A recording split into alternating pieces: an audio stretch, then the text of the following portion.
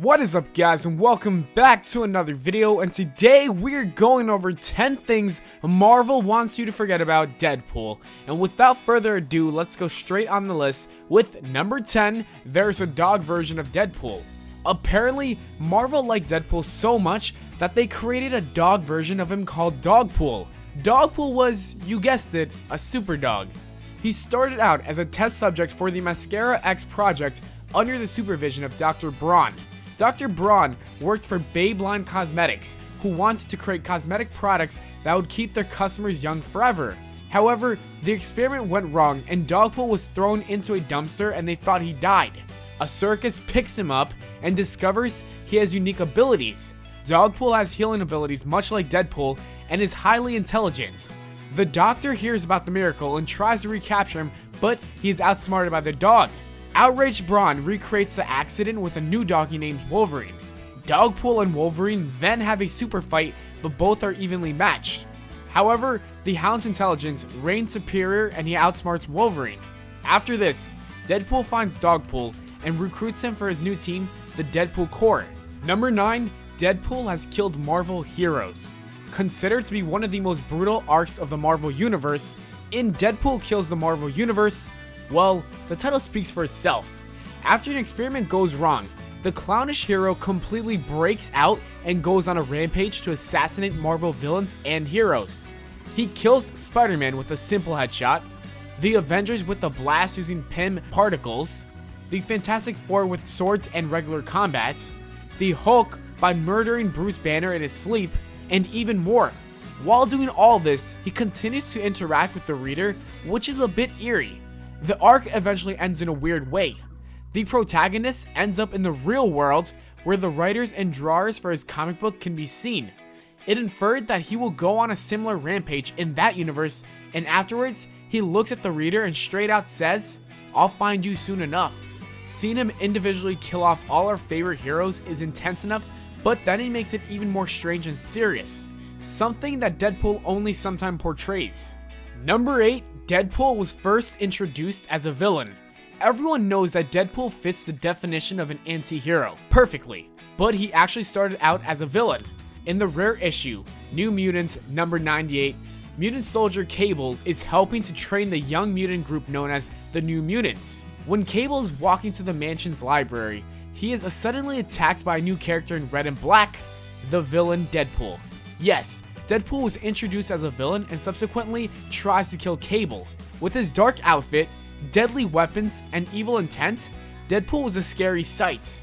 However, as he was attacking Cable, the odd assassin started to chat with him and reveals his plans of how he was hired as a hitman by Mr. Tolliver. Domino comes and together they take down the Merc with the mouth. Deadpool is last seen bound by his hands and feet, and later, Cable claims to have simply mailed him back to Mr. Tolliver.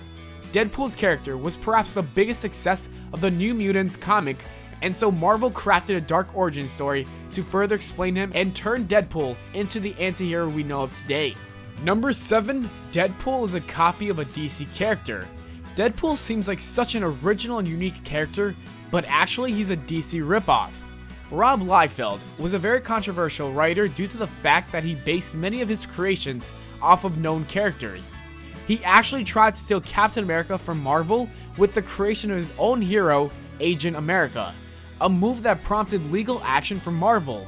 However, legal action was dropped and instead he was mysteriously hired. At Marvel, he soon came up with the idea of Deadpool, a parallel to DC's Deathstroke. Almost everything about Deadpool reminded his fellow writers about Deathstroke. To start, their bodysuits were almost identical, except Deathstroke's orange color was replaced with red, and their mental state were very similar. They were both totally crazy. Both mercenaries, master sword fighters, expert gunmen, and of course, had the clutch healing factor. Liefeld barely even changed the name, turning Slade Wilson into Wade Wilson. Number 6. Deadpool manipulated and abused his sidekick. Yes, it's true, our lone wolf was not always alone. He had a sidekick named Weasel, who was a supposed friend except for the fact that Deadpool constantly mistreated and manipulated him. It all started when Deadpool accidentally traveled back in time and stumbled upon the young Weasel at his university.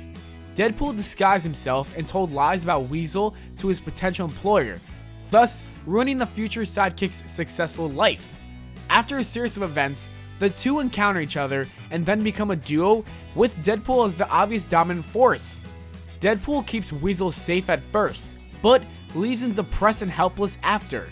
His frequent mood swings get worse, and when Weasel is spending too much time with Deadpool's roommate, Blind Owl, he locks him and the frail old women up in the box, a room that makes up for the lack of its light with its plethora of sharp objects. Issues later, Deadpool frames Weasel for a crime and then advises him to go into hiding. Eventually, they get into a fight, resulting in Weasel blowing Deadpool's head clean off. The Mercs punished him by putting him back into the box, but apparently forgets about him for an undisclosed amount of time. This long history of emotional abuse from Deadpool is a detail not adapted in the Deadpool movie, and for a good reason. Number 5. Deadpool beats some of his enemies by just talking. In the recent hit movie, Ryan Reynolds is always talking and cracking jokes, both to the characters in the movie and also to the audience. Similar to the movies, the comics have this talkative and chatty red-suited hero we all have grown to love. Some of his enemies, however, did not love this personality of him at all, especially after the Weapon X experimentation. Galactus, a main supervillain against the Fantastic Four, was taken down by the Mercs from just his non-stop talking and bickering. He sings an annoying song while gliding and moving around the gigantic Galactus. After taking enough of this nonsense, the cosmic villain shouts, "Shut up, shut up, shut up!" Even the Fantastic Four couldn't successfully take down Galactus at times, but Deadpool managed to do it with the help of his chatterbox. Maybe Marvel wants us to appreciate the fact that our beloved hero is so talkative and annoying, but at the same time, forget the moments where his defeat against his enemies are somewhat anticlimactic. Number 4. Deadpool is pansexual. Most of us know Deadpool as a ladies' man, but did you know that he's also a pan man? He is, because not all of his lovers were human or even mortal. The first example of this is one of his first romantic interests, Copycat, who could shapeshift into anyone just from touch. Was he only intimate with her when she was in her original form, or was he intrigued by her in all of her forms, male or female? We'll have to ask him and get back to you guys. Next is Orxa, a female alien who fell in love with Deadpool after finding out he got her husband killed. They actually got married that same day and went on some adventures together. If you thought that was weird, try Satana Hellstorm, who was described as a sister of the son of Satan. He married her into an effort to try to save her from other demons, but in the end, she betrayed him, divorced him, and took half of his soul. His strangest love experience has to go to death. Yes, death. This love story is a bit of a tragedy, as every time Deadpool gets close to dying, he got close to death herself, but to his dismay, his immortality always brought him back to life and took him away from her. Being a pansexual is not a bad thing, but I highly doubt Marvel will portray that in the movies. Number 3, Deadpool is weak to kittens and is terrified of cows. With his wise mouth and careless attitude, on the surface, it appears the assassin is pretty much fearless and almost has no weaknesses. However, this is proved otherwise when he encounters two types of common animals, kittens and cows. In The Magic of Gracking, an old woman suffocates Deadpool with kittens, and he even says that they render his swords useless. It is understandable, however, who doesn't love tons of little kittens? Seeing the hero underneath a shower of kittens is both kind of weird yet adoring. In addition to being weak of kittens, he also has a fear for cows. Yes, cows. He says that cows scare the S word that I can't use right now because YouTube is PG out of him, because they appear to be soulless and they are simply waiting for their time to strike. Only a character like Deadpool would carry such a weird and straight out pointless fear. Hopefully Marvel keeps both these weaknesses under the wraps, or else we can all defeat Deadpool with one trip to the farm. Number 2, Deadpool has killed off characters from other famous books. We all know Deadpool killed villains and some heroes in the comics throughout the years, but he actually has killed some of the most famous characters in other literature.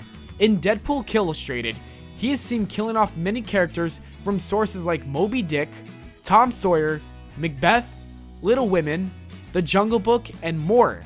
Each character he kills is done completely differently and creatively, which makes each page of the book uniquely gory and entertaining. At some moments, the characters in the books relate to the Marvel Universe. For example, the Headless Horseman seamlessly morphs into the Ghost Rider. Cullen Bunn, the author, knew the story was all fun and games, but the overall idea is a bit silly and odd. Marvel might want you to forget about this because of those who hold these childhood characters dear to their hearts. This might not be the best thing to read for those people. And number 1, Deadpool and X-Men Origins. If you've seen the X-Men Origins movie, then you unfortunately had to see Ryan Reynolds portray an awful interpretation of Deadpool that Marvel wants you to erase from your mind. In the movie, his mind was actually erased and his entire personality was gone. What's Deadpool without his personality? The iconic costume was nowhere to be seen, and instead mostly shirtless. Adding to that, they screwed his mouth shut. Yes, the Merce with the mouth did not have a mouth. No wisecracks or smartass remarks. He simply couldn't talk, which means he couldn't break the fourth wall. He even had Cyclops' powers, which was basically shooting lasers out of his eyes. Even Ryan Reynolds saw how bad the studio screwed up because in an interview, he reveals that when he brought up the concern to the studio, he was somewhat blackmailed into playing the parts. Marvel obviously wants us to all forget about that version of Wade Wilson and adopt the recent hit movie version instead. And that is it for the video, guys. As always, thanks for watching. I hope you all enjoyed. If you did, don't forget to leave a like and subscribe for more. Make sure to follow me on Twitter at Valenplana, and I'll see you all later.